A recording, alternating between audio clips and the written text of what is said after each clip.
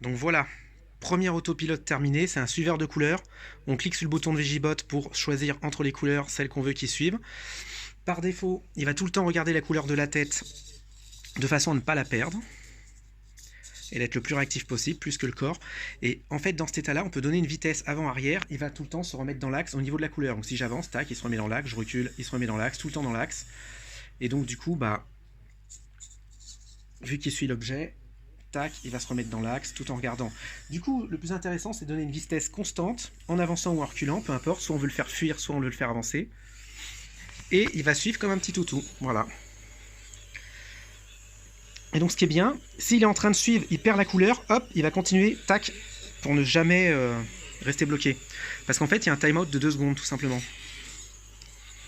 Voilà, comme un toutou. Donc là, tac, je lui cache la couleur, il va attendre 2 secondes avant de s'arrêter. Puis s'il la revoit, hop, il continue. Donc après, on pourra faire des trucs plus avancés, comme du genre la tête escan, etc. Donc je vais essayer de mettre la vitesse max, parce que là, c'est pas la vitesse max. Mais bon, on comprend le principe. Donc une petite balle, il va la pousser sans arrêt. Enfin bref, il y a plein de choses à faire avec la pince, ça peut être drôle quoi.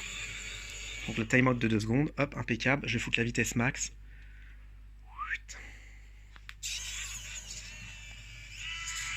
Voilà, c'est la bonne vitesse. Bon, ça roule pas très vite, de toute façon, ces robots là. Allez, va chercher.